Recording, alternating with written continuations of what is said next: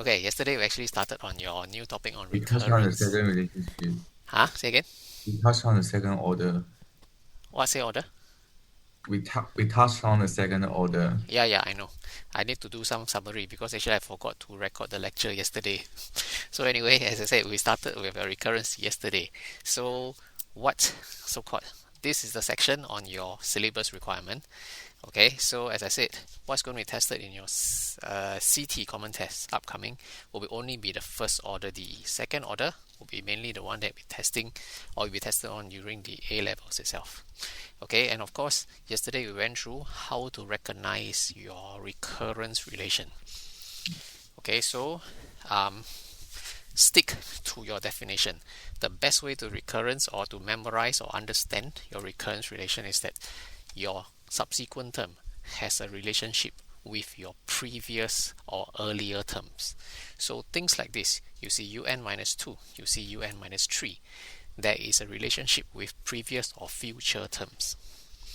Okay, as compared to this case, un and un, there is no relationship with future or previous cases. So this is obviously not an RR. Okay, and of course this is the one un and n. So these again are not recurrence relation. Okay, and then classically, the one in yellow, this one is a second order DE. This one is also a second order DE because you are linked to two previous terms. When you're linked to one previous term, it is first order. When you're linked to two previous terms, it's second order DE. Okay, so basically, roughly, this is where we left off yesterday. And yesterday, we went through example 3, and I asked you whether you're able to write down all these terms on your own. Okay, so should not have too much problem handling this easy section. Okay, so this one. Example 4 was your second order DE. So your job is to find U3, U4, U5. So yesterday I asked you guys to go back and try, right? Did you guys manage to actually understand how to write down U3, U4, U5? Okay, Oh, I know we solutions still for have not found the notes. huh? Say I have again? not found the notes. You have not found the notes? How come? Then how you find the link to this HBL? It was sent in our group chat. Oh, eh? No. I think I got the email, but I checked it. I didn't see any link. The rest? Did I It's send not a out? link, it's attached to the bottom as a Google Doc, I think. Yeah, it's there. Okay, never mind. Later I send out again one more time in case you. Oh, I see. Aiyo. Sorry. Hey, hello. Don't make me teach you how to use computer again. Okay, anyway, so back to this. Yeah. Yesterday I was asking you whether you guys have the ability to do U3, U4, U5. So I know, as I said, lecture notes sent to you with nothing to copy in, nothing to write. But my big question is, are you able to do this? Okay, if U1 is 3, U2 is 10, can you actually give me U3? Possible? Confident or not confident to write down all these 3 items? Can or not? Can. Okay, if you can, forget about this. This thing will not appear in your exam. This is just making you understand how to generate your RR. Okay, so all these famous example, I think I'm not going to explain too much. Okay, I can leave it to you to read on your own. But let me ask you now, are you able to give me 1, 3, 7, 15, 31? Okay, spend some time reading through this question. Okay, this one. Okay, the story is, this is a classic RR question which you can find over the internet. You can even find YouTube on the theory behind this. Okay, so this exercise, I'm going to leave it to you. So what it means is that this is actually a first order first order RR. Okay, first order RR, by which the current term is equals to twice the previous term plus 1. Okay, so this is one classic example. The other one is your Fibonacci sequence. Okay, so again, the classic example, I think I'm going to leave it to you to read on your own. This one is classic one. Okay, the baby, a rabbit, then one male, one female, then suddenly a baby is born. Then after that, the male, female combine. Then you get more and more babies being born. Okay, so this is again a classic second order DE. Okay, so how you actually get things like this, how come the solution is this thing, you will learn subsequently under your second order RR. Okay, so let's settle the basic stuff over here. So the most important item that you need to be clearing today is, does your RR, okay, your recurrence relation, converge or diverges? So convergence and divergence are things that you have learned previously under your summation, under your AP and GP. Can still remember? GP, the R and absolute of among R is more than 1. What AP? Usually is GP. GP. No, I said Convergence. GP. Okay, so for convergence usually happens for GP. So the simple definition is as n goes to infinity, as the terms gets larger and larger and larger. So for example, the rabbit case, okay, this case, the Fibonacci sequence. Classically, will it converge or will it diverge? Just use common sense. As the rabbit goes more and more, the thing will go infinity, right? So what it means is that as n goes to infinity, as the terms get larger and larger, as the rabbits get more and more, in the long run, the number of rabbits will go to infinity if no external factors come in. Simple logic is like this. Okay, so this is what we call diverging RR. So if there's a possibility for which your UN to tend to a finite number, just like your GP, that means as n goes to infinity, the sum goes to infinity, or the term goes to infinity, what happens to the sum itself? So as long as it converges to a finite number, we have a converging sequence. So classically, what you're seeing here, example 5a, is what the students learned in the era of 2000 to roughly 2013. Okay, during this era, this kind of question is in your math syllabus. Okay, that time don't have H2 math. It's called the math syllabus. Okay, that's what the students learned. So now in 2016 onwards, it's subsumed into further math. Okay, so how do I check whether your sequence converge or diverge? So if this is the recurrence relation, check R. okay, if this is a recurrence relation, does the sequence converge or doesn't converge? So how do you actually run a test on this? So first thing I need to go through is, of course, your calculator skill. So what you can see on the screen right now is that you can actually switch the mode of your calculator. Okay, if you have a calculator, it can just run through the processes by itself with you. Okay, try it on your own calculator, because calculator skills technically almost useless in the exam, but it will be useful for some simple checking purposes. Okay, so press your mode, switch to your sequence mode. So after that, when you press the graph or y equals function, okay, typically where you key in your graph, your graphical equations, you'll see things like this appearing. Okay, so what I need you to do now actually is to take out your GC and try keying in the values. Get used to the interface by which you see on the calculator. Can? Okay, try keying it if you have. If you really cannot be bothered, okay, just follow through with me in the lecture. How do you enter UN? Where is U? Any idea? Oh, I found it. Second 7. Yes, second 7 down here. That is your UN. Okay, get used to the interface. So because most of the times you will not be using it, but should you actually use it, I don't want you to be in a situation by which you don't even know how to use your calculator.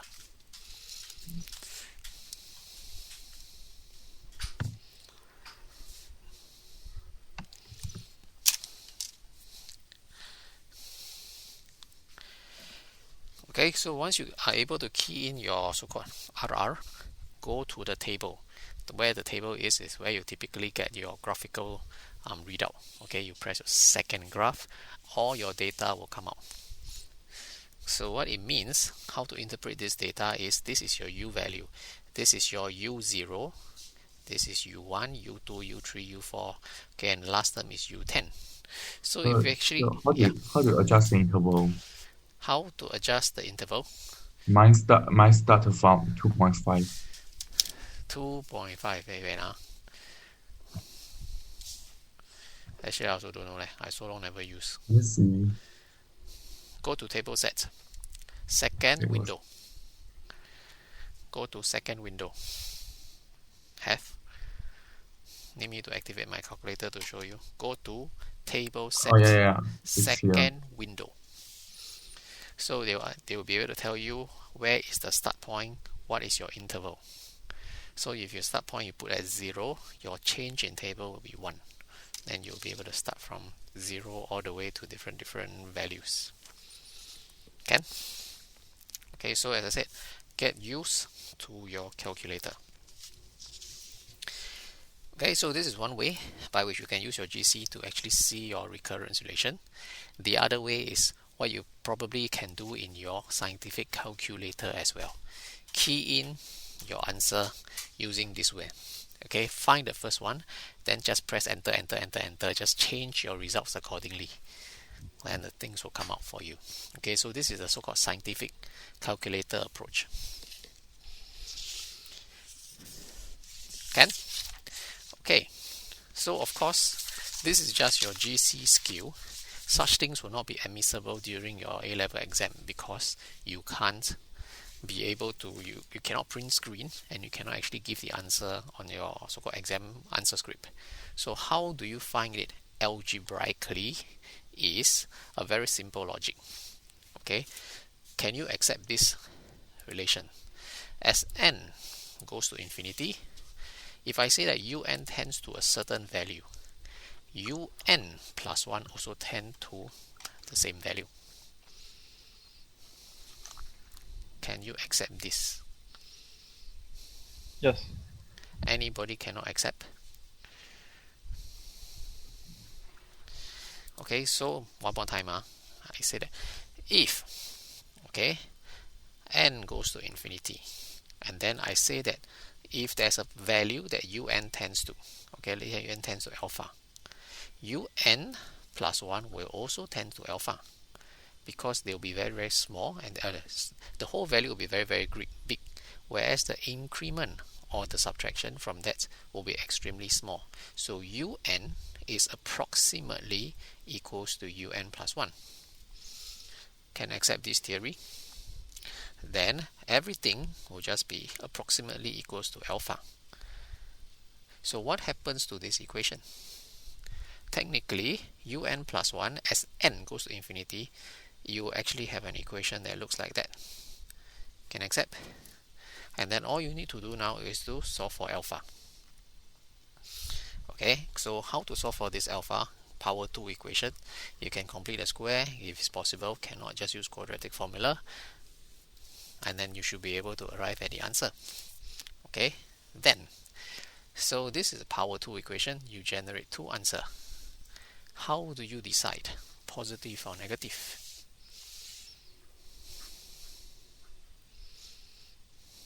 How do you know? But you see in the so-called lecture notes, I say, by looking at the calculator. But let's assume I'm handling this question totally algebraically without a calculator. How do I know that it's supposed to be positive or negative? Do an estimation. Huh? Do an estimation. What do you mean by estimation? That your alpha is, it should be close to -5, right? Hang on, why should it be close to -5? Okay, look at the question here. Let's analyze the solution. Analyze the question here. un plus 1 equals -5 plus 1 over un. The first term is 3. Subsequent term will be smaller than negative 5 or larger than negative 5?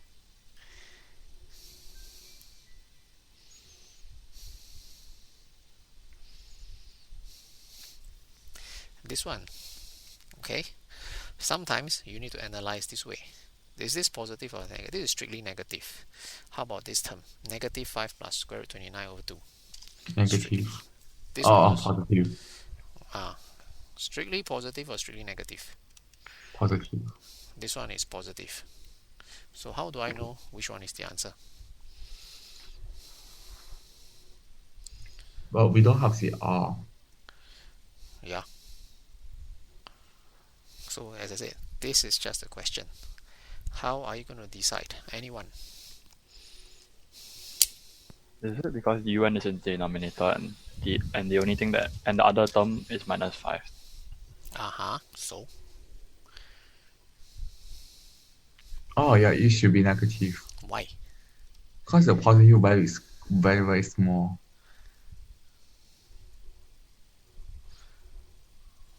It can. No one. Anyone can explain. How do you decide?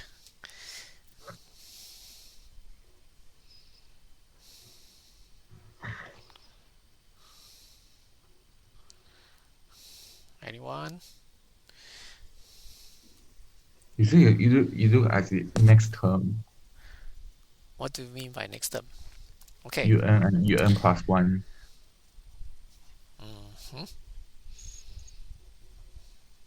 But as I said, as n goes to infinity, un tends to alpha, un plus 1 also tend to alpha. So now I have two set of possible answer. How are you going to decide which is the one? Is it because since u1 is equal to 3 and then the equation says un plus 1 is equal to minus 5 plus 1 over un. The Yes. first term is already a negative, therefore it must be negative.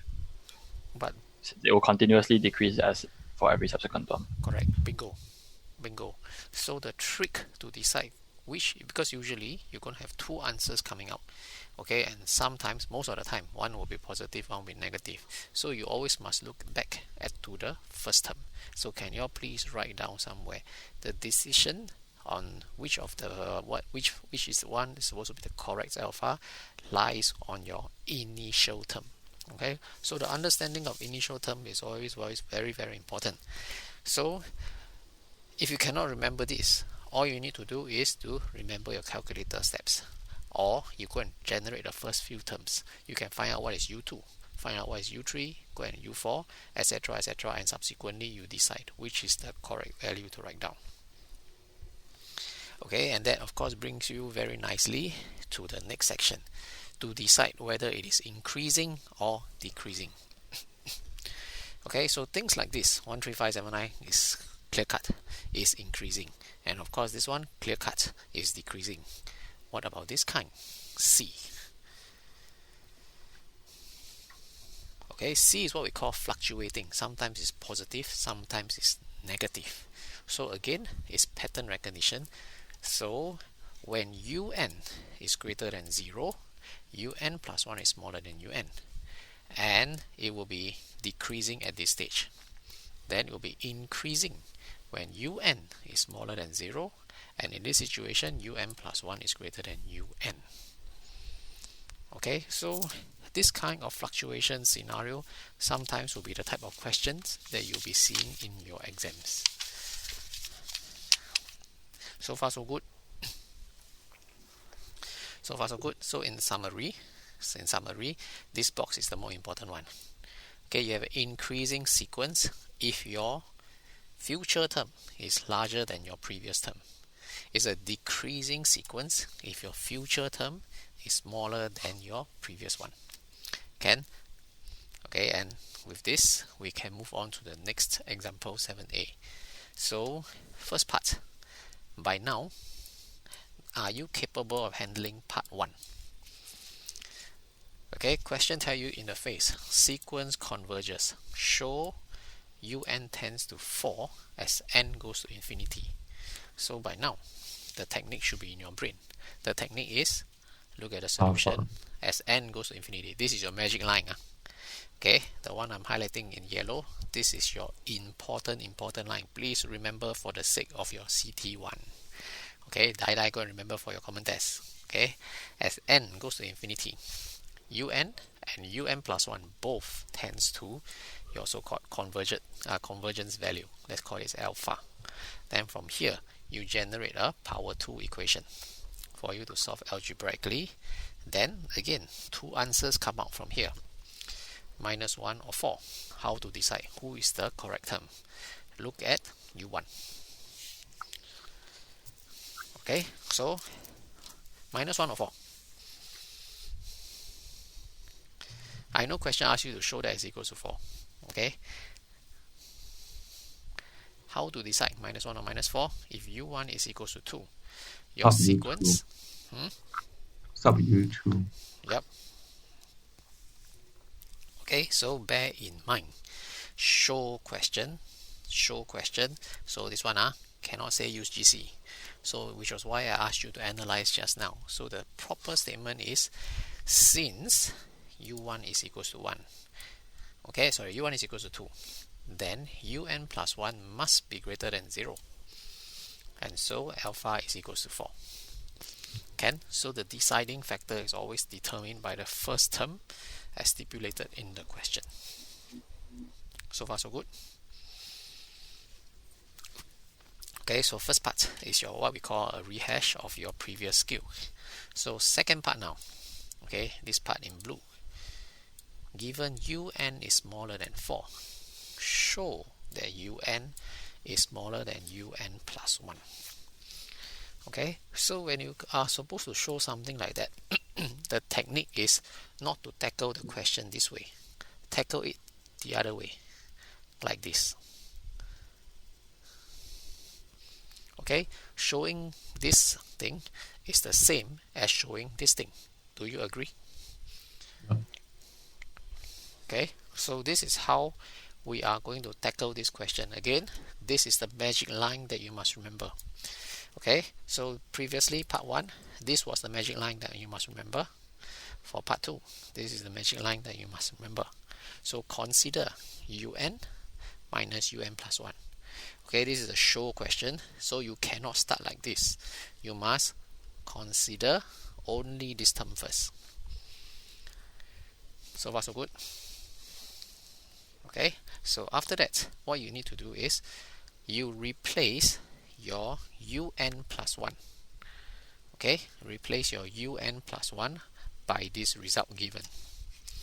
Okay, treat un as un, and then replace your un plus 1 with this expression that I'm highlighting in yellow right now.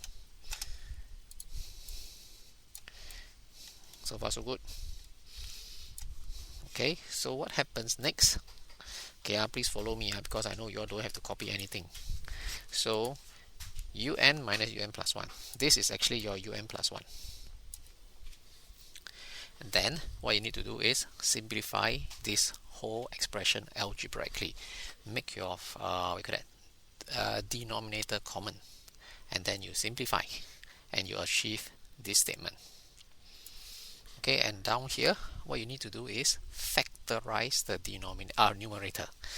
Okay, so I know some of you are not able to write down, but if you can, as I said, please write down little notes to yourself. After this, you need to factorize your numerator. So when you factorize the numerator, you're going to have two brackets coming out. Okay, you're going to have one bracket here, second bracket here, and of course the third bracket at the bottom. So far so good. So far so good. Then what you need to do now is analyze bracket by bracket. So if I tell you in the question given to you is that un is smaller than 4. Okay, I know everything is printed for you, but I want to analyze on the spot now. If un is smaller than 4, what happens to the first bracket? What happens to this bracket in yellow? Negative. Okay, the yellow bracket will be negative. Okay, it will be negative. What happens to the blue bracket? Not sure. What happens to the blue bracket? Not sure. un is smaller than 4. what happens to the blue bracket? Not sure. How come not sure? It can be anything. What is U1? Oh, What is U1? U1 is 2. Okay, if U1 is 2, U2 is greater than 2. U2 positive or negative? Based on what Positive. you're seeing here. If U1 is 2, subsequent terms will be positive or negative? Positive. Confirm positive, right? Okay, so what you need to be understanding now is what happens to the blue bracket now, positive or negative. If UN is smaller than 4, the yellow bracket is negative, blue bracket positive or negative? Confirm? Positive. Confirm? Positive, right? Because although it's smaller than 4, but it must be positive. What about the bottom bracket? Bracket number 3, the one in green, Plus. they will be positive. Okay, so I'm not interested in the numerical value. I just want you to analyze. Okay, I just need you to analyze the sign. So it's negative, positive, positive. So end result is that this whole thing confirm is smaller than 0. Make sense? Based on your analysis. So this is what actually your next part of the lecture notes go through with you. Okay, take note, this is a show question. So I must explain bracket by bracket, like how I've gone through with you guys. It's just that I go through verbally. So what you need to be presenting on your so-called solution is explain the brackets by brackets. Okay, first bracket you tell me is smaller than 0. Second bracket you must tell me is greater than 0. Third bracket you also must tell me greater than 0. Then ultimately this whole thing is smaller than 0. And if this thing is smaller than 0, this expression, okay, this expression comes from this expression. Okay, that expression comes from here. This is this. They are the same. So if this thing is smaller than 0, it will also imply that your UN minus UN plus 1 is smaller than 0. Shift it across, you have UN smaller than UN plus 1. So far so good, can understand. Okay, so this one please take note. I know you don't have your lecture notes with you, okay, but can you please make a mental note somewhere that you need to analyze it bracket by bracket to do a proper show question.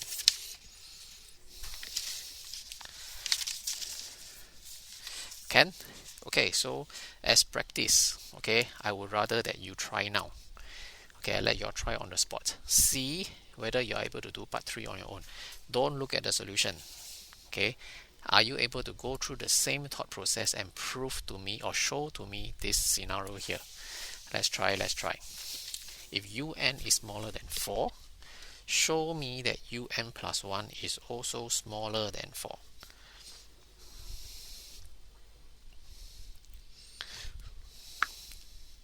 So remember the technique. Okay, this is your magic start line. To show this one, UN smaller than UN plus 1, we shift it across and show this. So similarly, remember the same technique. To show this, we try to show this. So you consider this. So consider UN plus 1 minus 4. Okay, I'll teach you how to start. See whether you're able to prove to me or do the showing process.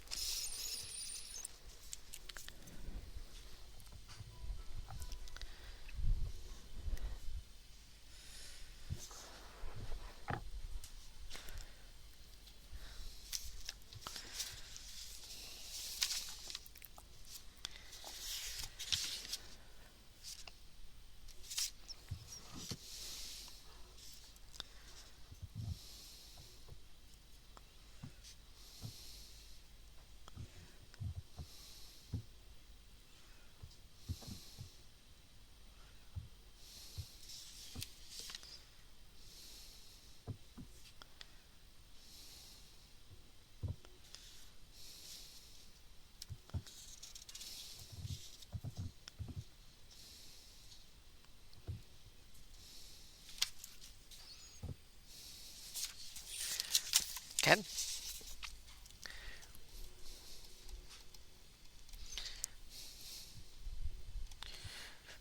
Okay, so this is your important start line. To show un plus 1, we consider un plus 1 minus 4.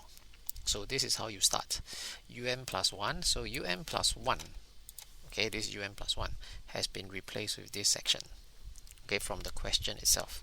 And then it's the same old process. Make your denominator common, factorize, not say factorize, simplify it into brackets on top and brackets at the bottom.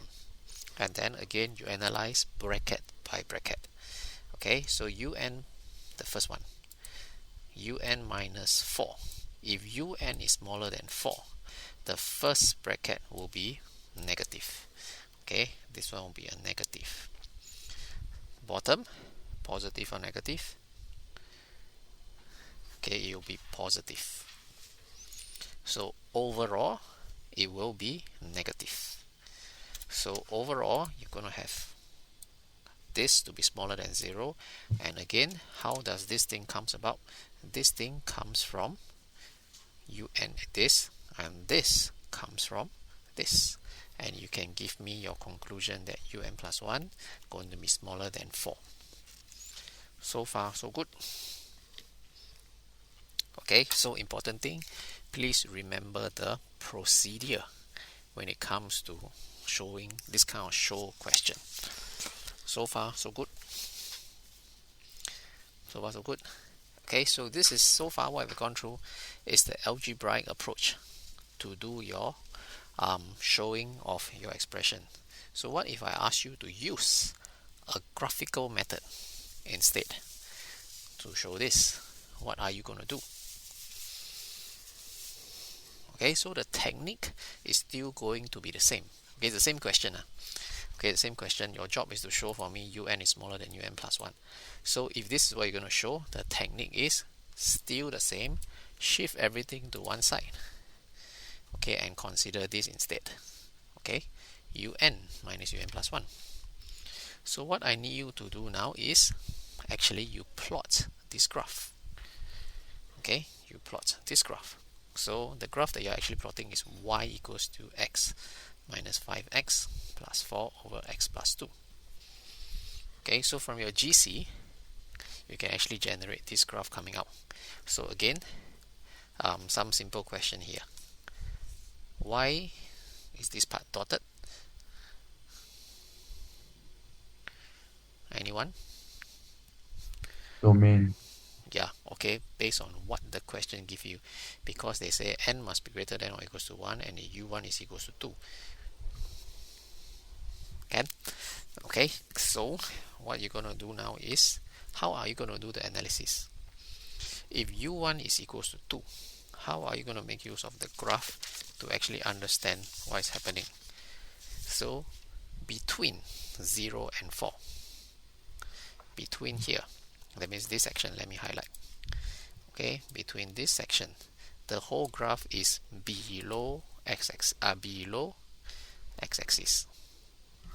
Okay, so what happens is when x is between 0 and 4, the graph is below x-axis. If it's below x-axis, it is smaller than 0. Okay, so if it's smaller than 0, what it means is that this actually is the link to your recurrence relation is that your x is actually your un. So if this whole section is smaller than 0, from the graph, it will then imply that this is also smaller than 0. And then don't forget, where does this yellow section come from? This yellow section is actually your un minus un plus 1. Okay, and then you can conclude very nicely that un minus un plus 1 is smaller than 0, and hence your un is smaller than your un plus 1. So far, so good. Can understand? So far, so good. Can understand? Okay, so the last bit that I want to go through with you is the types of recurrence relation that we have. Okay, so this one is more critical for your second order DE. Okay, so what we have is the linear kth order. So what I can have is first order, second order, third order, fourth order, etc., etc. So if I say linear, okay, the magic word here is linear. Okay, if I say the linear, this will be a first order DE. Okay, AN, if I write it this way, AN equals to, let's say 2 AN minus 1. This is a first order linear RR. So far so good. Then if I say this, plus 3 AN minus 2, this is a linear second order RR. Follow so far? Then if I tell you it's plus 8 AN minus 3, this is a linear third order RR. Can understand? So this is the understanding behind this, what we mean by linear and kth order recurrence relation. Can? So important thing, understanding that this is how it makes a recurrence relation linear, and then we understand the order by which your recurrence relation is being considered. Can? So next important definition is the term homogeneous. Okay, so take note of this definition here. When is it homogeneous and when is it not homogeneous? Can understand what's happening. So we're going to look at this item behind. Okay, so observe your so-called general equation that I have down here in the box. Okay, this, okay, let me repeat, let me cancel everything so it becomes clearer. Okay, this one, this is a, okay, this one I'm highlighting in yellow. This one is a first order linear recurrence relation. Then if I have a plus 2 behind, okay, if I have a plus 2 behind, this becomes a first order recurrence relation that is not homogeneous. So this is not homogeneous. This is homogeneous. Can understand? So the magic word, or the magic, the indicator whether it is homogeneous or not homogeneous, it depends on whether there's something, or do you add a constant behind your so-called recurrence relation. Can understand? So a few understanding, one more time. You must know linear or not linear. You must know the order. You must know homogeneous or not homogeneous. Can? Okay, so what you're supposed to do is, okay, example is un plus 1 phi un. I explained just now. This one is homogeneous. This one is not homogeneous because of the plus 2 behind. This one is not homogeneous because of plus 5 behind. Okay, and this one is your homogeneous second order DE. No, this one is, okay, come, let me ask you now. First order or second order? un plus 1 equals to phi un. First order or second order? First order. First order. This one? First order or second order? Second. Okay, so let's try again. We go down the list. Okay, this one, all the answers provided for you already. Okay, let's analyze this. First order or second order? It's first. Yeah, basically everything has been printed for you. Okay, so I want you to run through this whole list and ask yourself, can you understand what's happening? Don't look at the solution. Okay, don't look at the order. Don't look at whether linear, not linear, homogeneous, not homogeneous, constant, coefficient, etc., etc. Can you understand? Okay, let me go through the first example. Why is it first order? Because 2un plus 2, 2un minus 3. Only one previous term. Linear or not linear? How do I decide linear or not linear? How do I decide? Linear means power 1, right? So everything power un minus 2, un minus 3, this is linear. This one, un square, un minus 1 square. square root. This one confirm not linear. So far so good. This one also not linear because you have this one un on the numerator, un at the denominator. This is not a linear DE. So far so good. Okay, so next thing, how you decide homogeneous or not homogeneous. How you decide homogeneous or not homogeneous.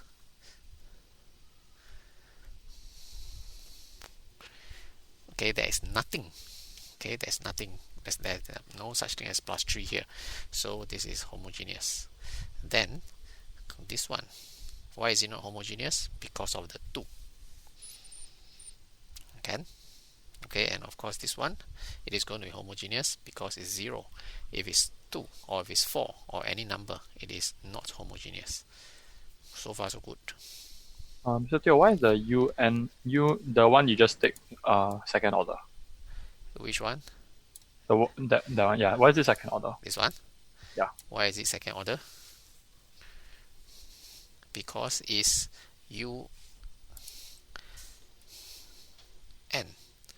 un minus 2. There's a jump. It's not linked to your previous term.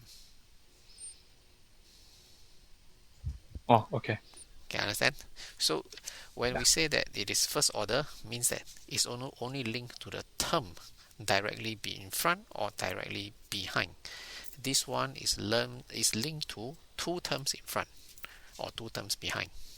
So that's how it is second order. So far so good. So far so good. This whole table, anyone have any problem understanding this? No. Can I?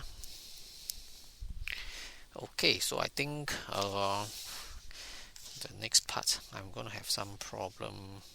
I have only a bit of time left. Okay, never mind, let's go through a little bit here. Okay, so very quickly look at your example 9. I don't think I have time to explain everything. Okay, your job is to verify that xn equals to 4 power n minus 1 is a solution to this. Okay, so your job is to verify that xn. Okay, I think what? Okay, this one, I think I better keep it for the next lecture. I need more time to explain this. Okay.